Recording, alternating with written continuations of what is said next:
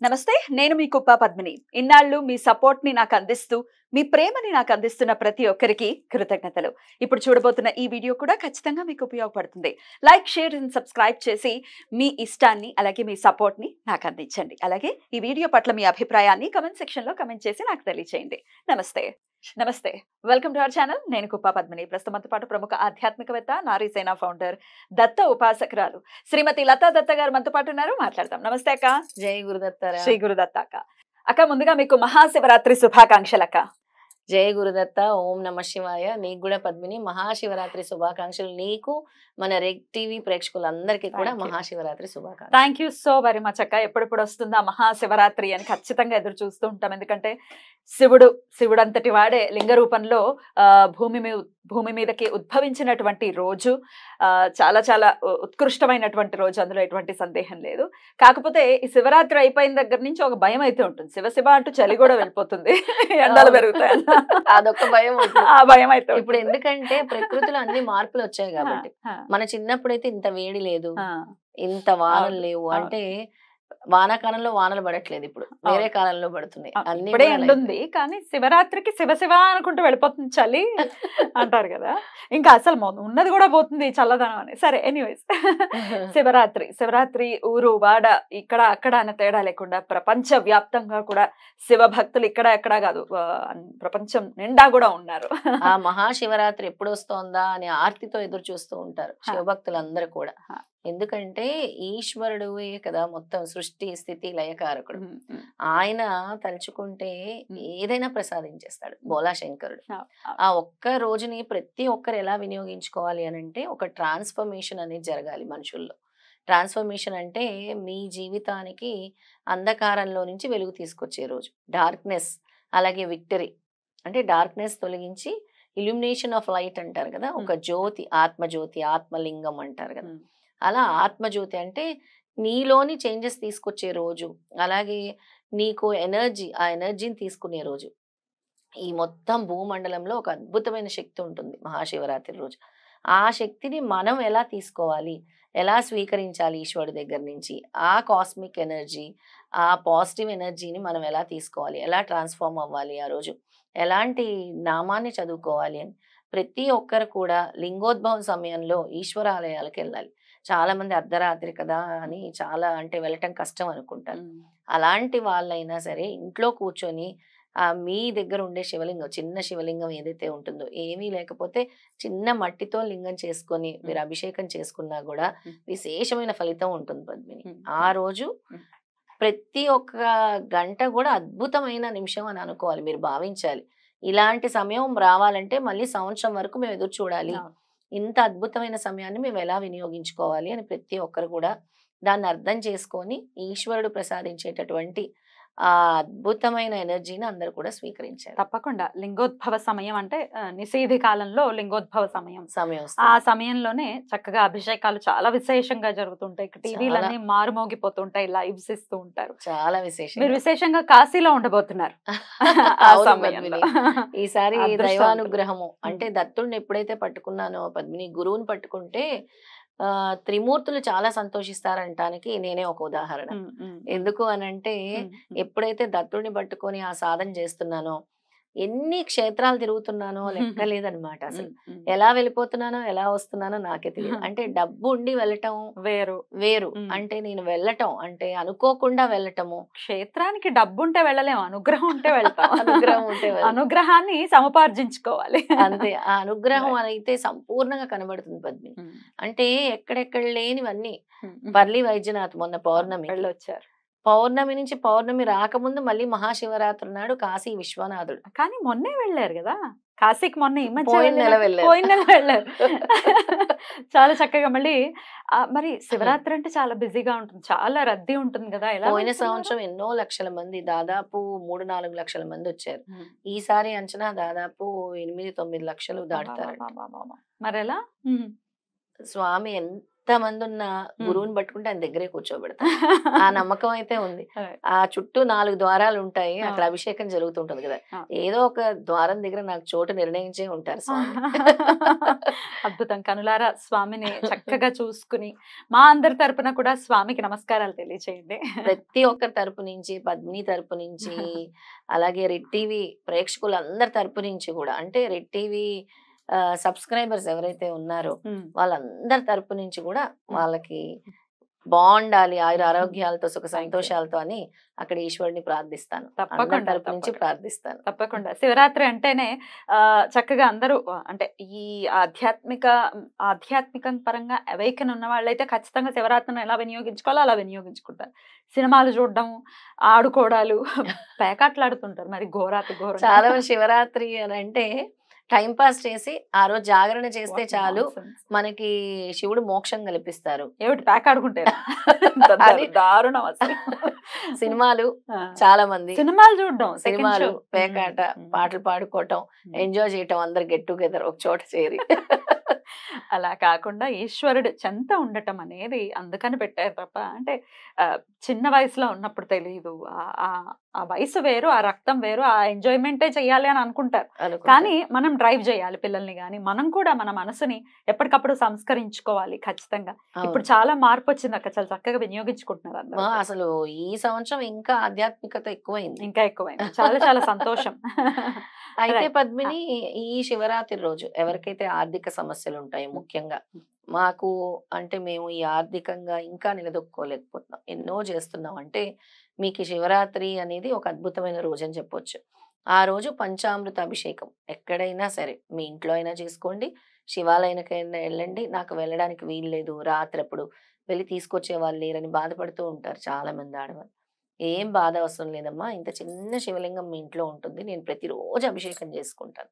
ఎలా ఓం నమః శివాయ అంటూ చేస్తాను. ఓం నమః శివాయ అంటూ చేస్తాను. కానీ ఇప్పుడు వీళ్ళకి ఈ ఫైనాన్షియల్ ప్రాబ్లమ్స్ పోవాలంటే పంచామృతాలు మీరు చక్కగా పాలు, పెరుగు, తేనె, పంచదార, ఆవు నెయ్యి కలిపేసుకోండి. ఒక చిన్న గ్లాస్ లో కలిపేసుకొని ఈ పంచామృతం అభిషేకం చేస్తూ ఓం పార్వతీపతే నమః అంటే అమ్మవారిని కూడా అడుగుతున్నారు. ఎందుకంటే శివుడు పార్వతి కలిసిన రోజు, పెళ్లి చేసుకున్న రోజు అదే రోజు, లింగోద్భవం అయిన రోజు కూడా అదే రోజు అని చెప్తారు. అందుకే కళ్యాణం చేస్తాం, అందుకే శివపార్వతుల కళ్యాణం చేస్తూ ఉంటారు అనమాట.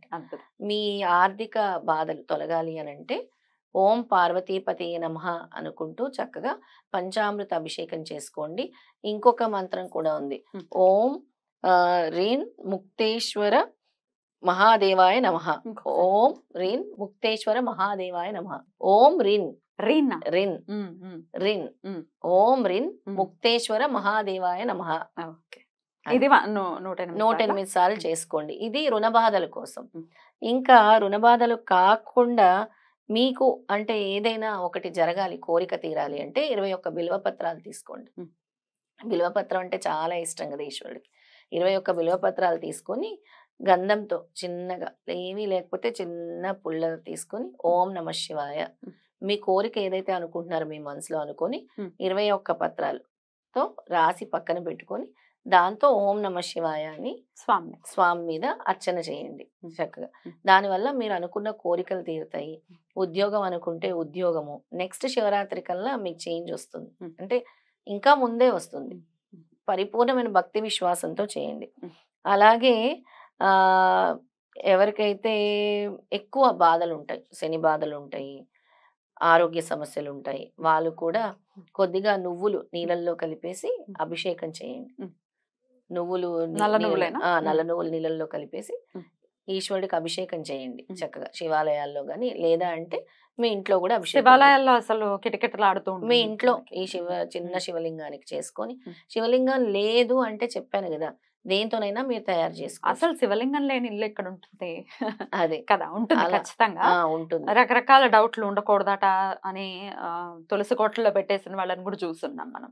అలా అపోహలు పెట్టుకోకండి అమ్మా, ఎవరో మాటలు వినొద్దు.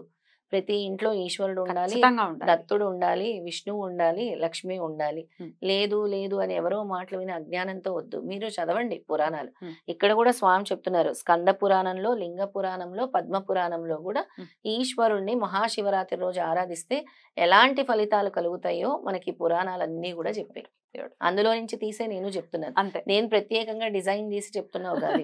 ఎవరు అలా చెప్పరు. అదే అంటున్నారు. అందులో నుంచి ఐశ్వర్య ప్రదాత ఈశ్వరుడు. మనకంటూ డబ్బు ఇవ్వాలంటే ఈశ్వరుడే ఇవ్వాలి. ఇంకా వేరే ప్రత్యామ్నాయం లేదు మనకి. సో అందరూ ఇప్పుడు ఐశ్వర్యం కోసమే ఇబ్బంది పడుతూ ఉన్నారు కాబట్టి ఖచ్చితంగా మీరు చెప్పినటువంటి బిల్వపత్రాలతో స్వామిని అర్చించే విధంగా చేసుకుని ఆ రోజు శుక్రవారం కలిసి రావటం ఇంకా విశేషం. అసలు ఎంత లక్ష్మీ అనుగ్రహం ఉంటుంది. అందుకే ఇవన్నీ కూడా మీ ఆర్థిక సమస్యలు తొలగడానికి, మీకు సక్సెస్ రావడానికి, ఉద్యోగం రావడానికి, వీటన్నిటి గురించి ఆరోగ్యం బాగుండాలంటే ముఖ్యంగా ఈ నువ్వులు ఏదైతే నల్ల నువ్వులు ఉంటాయో నీళ్ళల్లో వేసి అభిషేకం చేసుకోండి. ఆనందం కలగాలి. మీకు అసలు ఆనందమే ఉండదు కొంతమంది జీవితంలో. ఎప్పుడు చూస్తే ఏంటో నిరాశ, నిస్పృహ. ఎందుకు ఉండదు అంటే నాకు ఆనందం లేదంటారు. బార్లీ గింజలు నీళ్ళల్లో కలిపి అభిషేకం చేయండి. బార్లీ గింజలు ఉంటాయి కదా, బార్లీ గింజలు తీసేసి ఆ నీళ్లతో చేయాలా లేకపోతే గింజతో సహా చేయొచ్చు. గింజతో సహా చేస్తేనే సంతోషాన్ని ఇస్తుంది. ఇక పద్మిని ముఖ్యంగా ఎవరికైతే పెళ్లిళ్ళు అవ్వట్లేదో ఆ రోజు మహాశివరాత్రి రోజు నేను కట్టుకున్నట్టు ఎర్ర చీర ఉంది కదా, ఎర్ర చీర పార్వతీ అమ్మవారి దగ్గర సమర్పించి అక్కడ దేవుడి దగ్గర సమర్పించి నెక్స్ట్ డే ఎవరికైనా ఒక ముత్తైదుకి ఎర్ర గాజులు, ఎర్ర చీర, పసుపు కుంకాలు ఇచ్చి ఆ రోజు నేను చెప్పినట్టు బిల్వపత్రాలతో రాసి మీ కోరిక తీరి పెళ్లి అవ్వాలి అని రాసి పెట్టుకొని నెక్స్ట్ డే ఒక ముత్తైదువుని చూసి వీటిని సమర్పించండి. అంటే ఒక సువాసినికి ఇవ్వండి. సువాసిని పూజలా చేసి అమ్మవారిగా తలిచి పార్వతీ అమ్మవారికే ఇస్తున్నానని తలిచి ఇవ్వండి. రాసి ఇవ్వడం ఏంటక్క? ఏంటి రాసి ఇవ్వడం? అదే పెట్టుకోండి. ఓం నమః శివాయ మీకు పెళ్లి అవ్వాలని రాసి పెట్టుకోమంటున్నాను. అంటే మనసులో కోరిక, వివాహం తొందరగా అవ్వాలి, వచ్చే శివరాత్రి కల్లా నా వివాహం జరగాలి, నా వివాహం అయిపోవాలి అని అనుకొని ఓం నమః శివాయ అని గంధంతో బిల్వపత్రం మీద రాసి చిన్నటి పుల్ల, అగరబత్తి పుల్లలు ఉంటాయి కదా, దాంతో అయితే చాలా సన్నగా వస్తుంది ఓం నమః శివాయ. పిల్లల కోసం తల్లిదండ్రులు చేయొచ్చా? తప్పకుండా చేయొచ్చు పద్మిని. ఇలా అమ్మవారి దగ్గర ఆ రోజు రాత్రి పెట్టుకోండి చీర. ఇక ఆవు నేతి దీపాన్ని వెలిగించుకోండి. ముఖ్యంగా లక్ష్మి కావాలంటే శుక్రవారం కాబట్టి ఆ రోజు ఈశ్వరుడికి అభిషేకం అన్ని చేసుకుని ఆవు నేతితో దీపం. ఎవరికైతే ధనం కావాలి అని అంటే, ఎవరికైతే ఆరోగ్యం కావాలో ఆవ నూనెతో దీపం. శని బాధలు తొలగాలి, ఆరోగ్యం కావాలి అంటే ఆవ నూనెతో దీపం వెలిగించాలి. ఇక మీ జీవితంలో అడ్డంకులు వద్దు అంటే కొబ్బరి నూనెతో దీపం వెలిగించాలి. అన్ని రకాలు చెప్పేశారు. All in one. అంటే అలాంటి రోజు మళ్ళీ రాదు కదా, సంవత్సరం వరకు వెయిట్ చేయాలి. ఆ రోజు నువ్వు చేసిన చిన్న విధానమైన ఆ రోజు ముఖ్యంగా నువ్వు చేయాల్సింది ఏంటి? ధ్యానం, ఉపవాసం, పూజ, జాగరణ, అభిషేకం, జాగరణ, ఈ 5 చేయాలి. అలా చేస్తూ నీలో ట్రాన్స్ఫర్మేషన్ రావాలి. ఈశ్వరుడు కూడా కోరేది అదే. నీలో కొంచెమైనా ఒక బిందువైన, ఒక రేణువైనా మార్పు రావాలి. నీ అహంకారం తొలగాలి, ఆధ్యాత్మికం వైపు అడుగులు వేయాలి అనే కోరుకుంటారు. తప్పకుండా చాలా చక్కగా వివరించారు. అయితే ఇప్పుడు మీరు చెప్పినటువంటి ఈ నువ్వులతో అభిషేకం కానీ, బార్లీతో కానీ ఇదంతా నిషేధి కాలంలో అంటే అర్ధరాత్రినా లేకపోతే పొద్దున్నైనా ఎప్పుడు చేసుకోవచ్చు? ఆ రోజు రాత్రి నుంచి 10 తర్వాత నుంచి తెల్లవారి వరకు ఎప్పుడైనా చేసుకోవచ్చు మీ సమయం. ఎందుకంటే లింగోద్భవం సమయం అందరికీ కుదరకపోవచ్చు కాబట్టి రాత్రి 10 తర్వాత నుంచి ఉదయం లోపల చేసుకోవచ్చు. అద్భుతం, చాలా చక్కగా వివరించారు. అయితే జాగరణ కూడా పొద్దున్న వరకు ఉంటాయి. అంటే సూర్యోదయం అయ్యి తర్వాత మళ్ళీ స్నానం చేసుకుని పూజ చేసుకుని కాస్త పారణ చేసి ఉపవాసం చేస్తే చాలా మంచిది. పారణ చేసిన తర్వాత పడుకోవాలి కదా? అవును, అప్పటి వరకు అసలు నిద్రపోకూడదు. మేము అసలు నిద్రపోము. కాశీలోనే ఆయన దగ్గరే కూర్చొని తెల్లవారిపోతుంది చక్కగా. నాకు ఇది 2018లో కూడా ఇలాంటి అవకాశం వచ్చింది. మళ్ళీ 5 ఏళ్ల తర్వాత అవకాశం వస్తుంది.